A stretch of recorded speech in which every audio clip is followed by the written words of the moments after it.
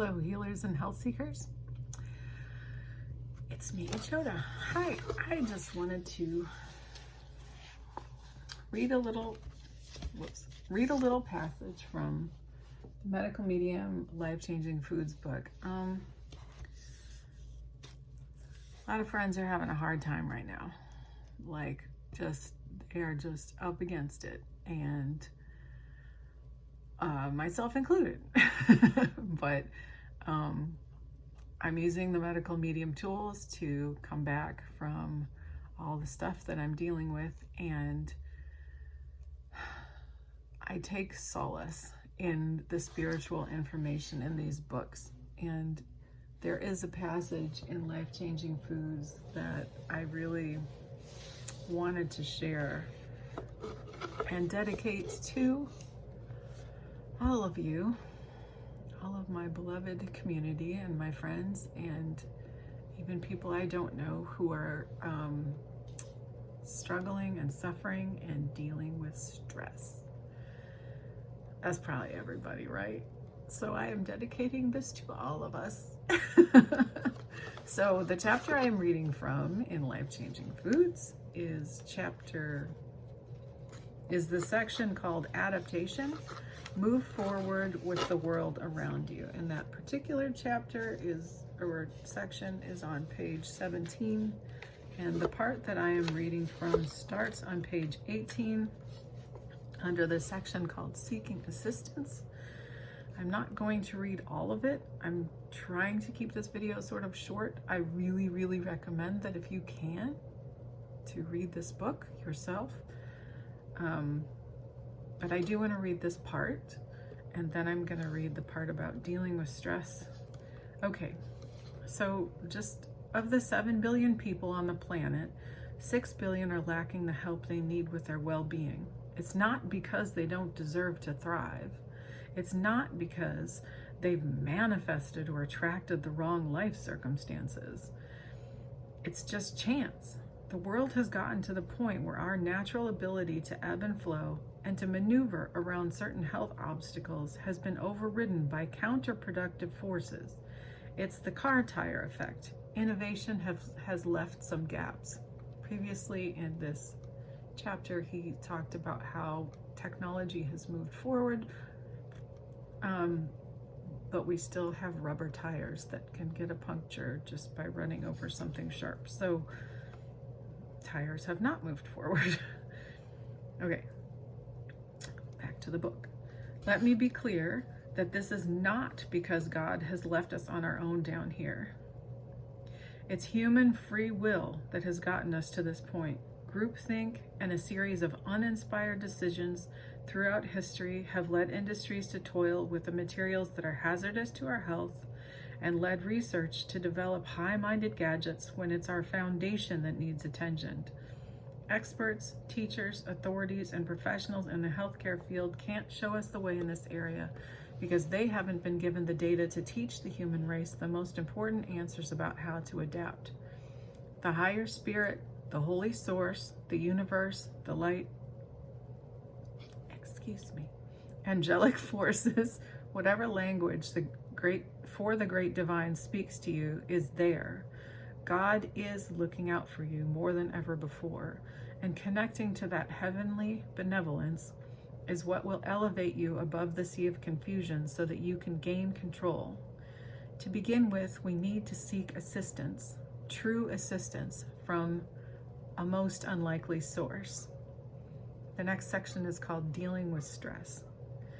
Being alive during the quickening is like being the proverbial frog in a pot of water. The temperature keeps going up and up in increments we can't quite detect until suddenly it's too much to bear. We didn't just jump right into this churning state of affairs. It's been building over time. If we don't wise up soon, though, we risk being boiled alive. Stress as the great teacher. Now this one, I'm just going to read it. Okay.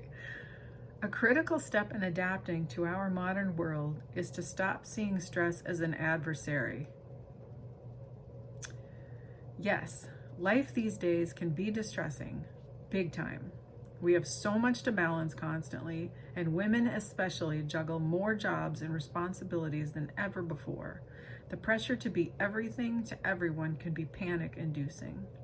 If you feel overwhelmed by it all, under siege, you absolutely have every right to feel that way.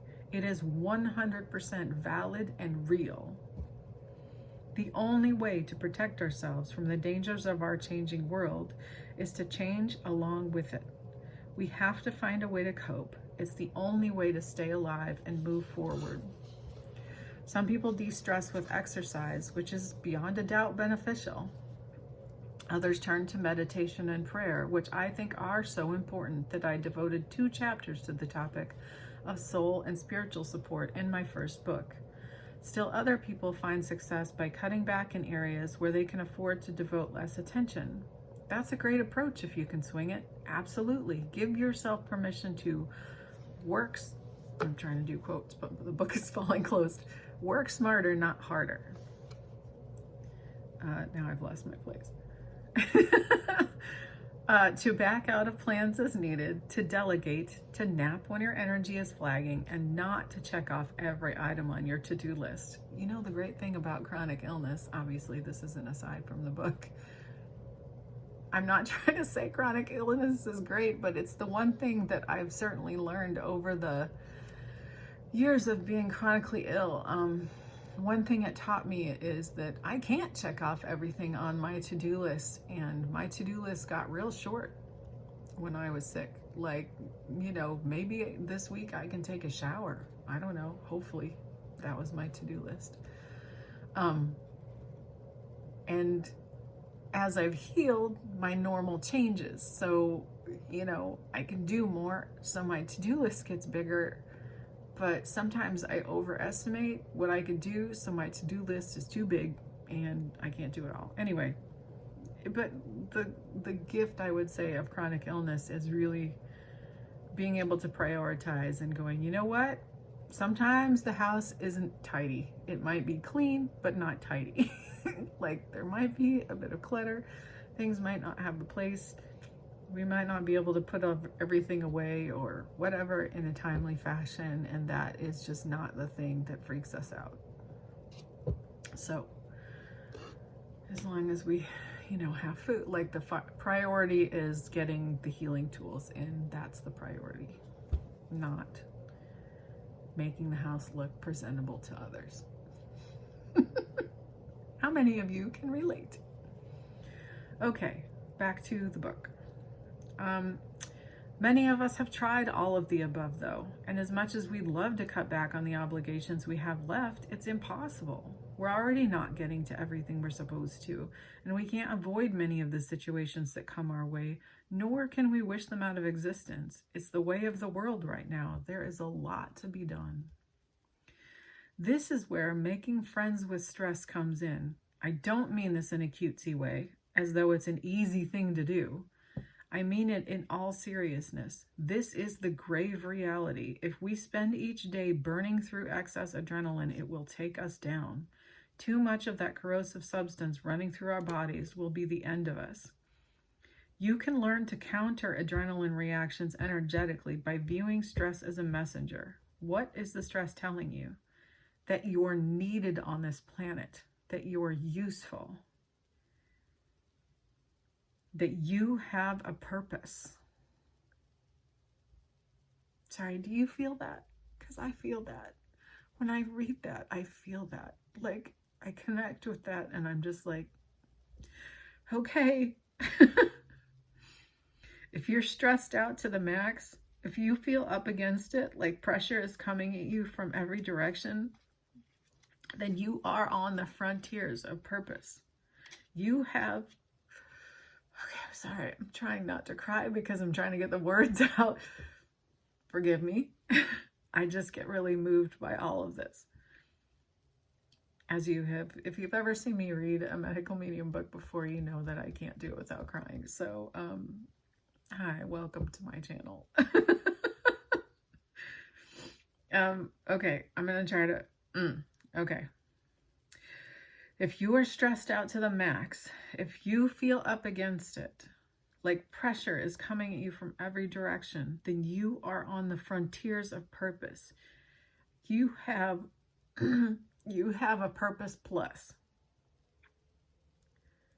Purpose plus means you are engaged on the next level above ordinary living, that you truly touch others with your life. And that demands a lot from you. Sorry, do you see why I get moved by this? It's just like, oh my gosh, okay. Stress is not trying to kill you. It's a master teacher that is trying to communicate with you. It's trying to test you, though it's not about any sort of score. Just being chosen for this test makes you instantly successful. The world is becoming something new and different. Okay, hold on. Sorry. Oh. Remember how medical medium has said the books are SOC, and it's like I can just feel it. Whew. Oh, it's powerful. Okay. I'm going to try to read without crying. Sorry. Just being chosen for this test makes you instantly successful. The world is becoming something new and different. You've been recognized as amazingly capable.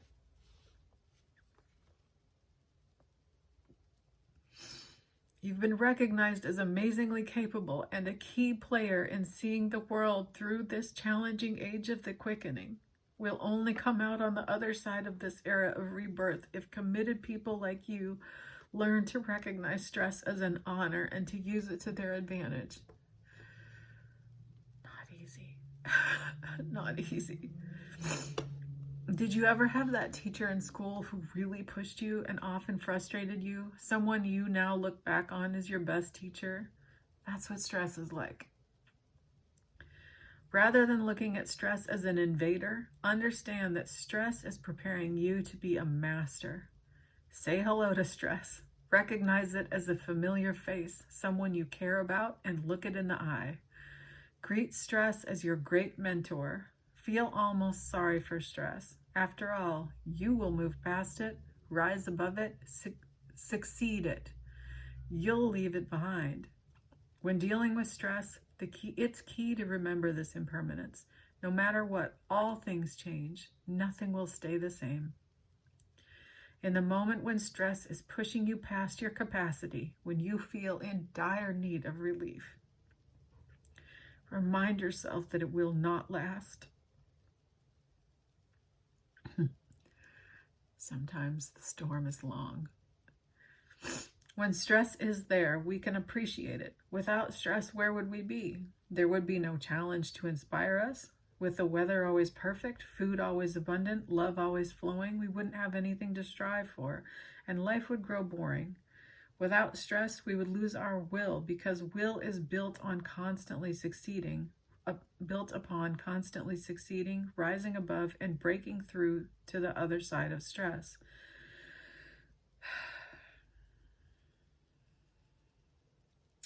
Imagine all the birds suddenly gone from the planet. Not only would we miss out on everything birds do for the ecosystem, the experience of life on Earth just wouldn't be the same if they vanished.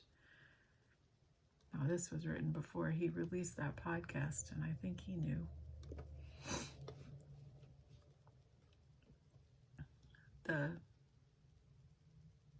You know the podcast, right? The first one.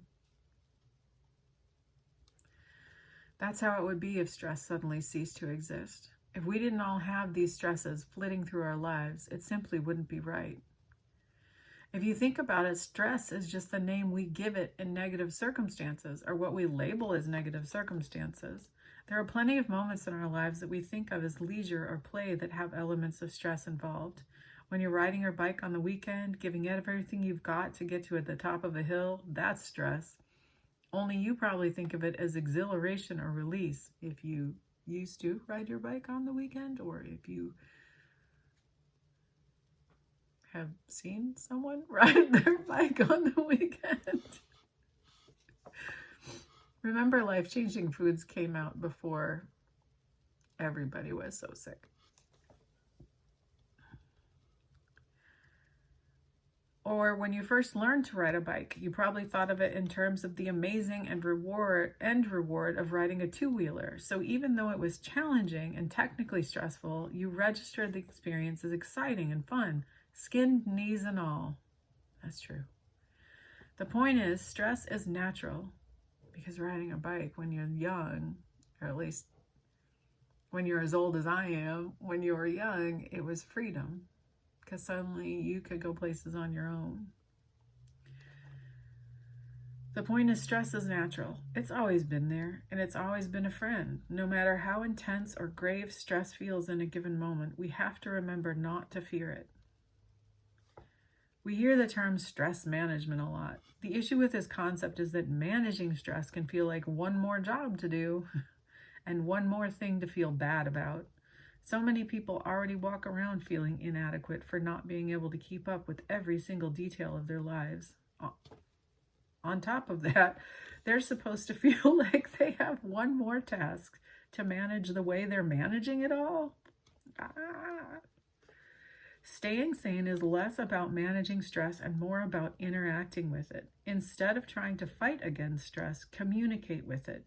Even consider letting stress reside at your address. Welcome it to your table. Break bread with stress, but not bread apples.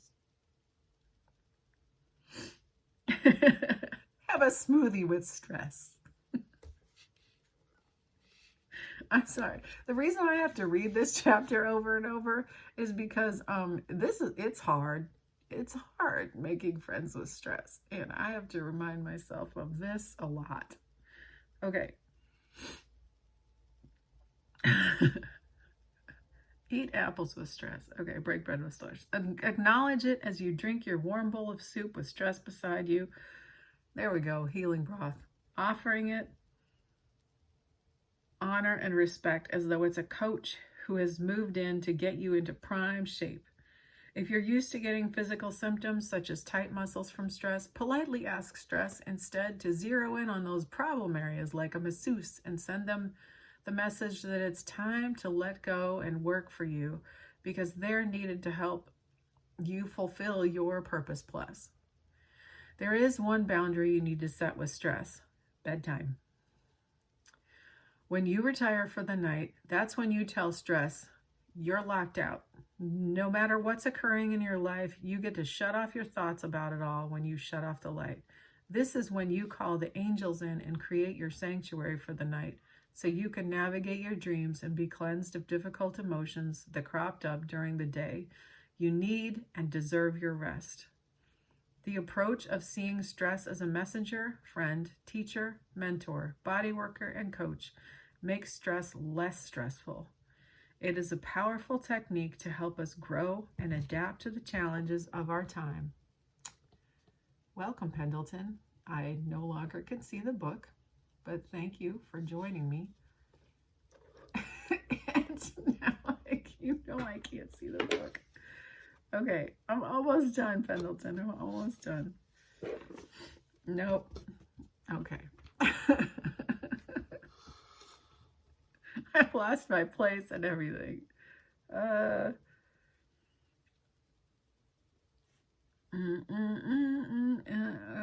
Challenges of our time. When you feel sorry for stress, appreciate it and recognize it as impermanent. It doesn't send the same jolt of excess adrenaline through your veins. It doesn't take the toll on your body that it would otherwise. Okay, he wants me to snatch him up in my arms and snuggle him, and I understand. Okay. So go ahead, watch what happens when you greet stress. Let's see if I can do both with this new perspective. I can't wait for you to feel the relief. Okay. And then the next section is stress assistance and the importance of grazing. But this video is 20 minutes, so I have to stop. But yeah, okay. So then we want to eat adrenal snacks. That is very important. And Pendleton agrees. Sorry, my chair is very squeaky. Pendleton agrees. He likes adrenal snacks too. No, he doesn't. He just likes love and pets when he decides it's time. And when he hears me talking, it's time. Okay. I hope this section has been helpful to you as it is to me. Again, like I said, I reread this again and again because I need to. I'm going to take these off because I see the reflection and it's annoying me. And also I'm not reading now, so I don't need them. And if you have the Life-Changing Foods book, it's any of these books. Honestly, every medical medium book is so valuable and has so much spiritual information in it. But I just love that passage because, and I need to be reminded of it kind of all the time because there's a lot of stress, you know? There's a lot going on in this world, and oh boy. Oh, look at him looking at himself. He's like, oh, look how handsome I am. I'm so handsome and cute. Sorry, this is what he does. He walks in front of me on my desk, and then my job is to snatch him up, lean back in my chair, be a perch for about 15 minutes, and then he goes on his way. I am to pet him. He likes to be pet like this sometimes, where he like puts it. Anyway, this isn't about the cat. I hope this was useful. Look, I'm with you. I'm with you. We're in it. I get it. The storm will pass. It might be a while, but it will pass. And you can heal. You can heal. You really can. Just call on the angels. Keep doing whatever you can of the medical medium tools. You will get there. You will heal. Just like Anthony Williams says, like medical medium says, you can heal. You really can. Oh, I'm sorry, Pendleton. Okay.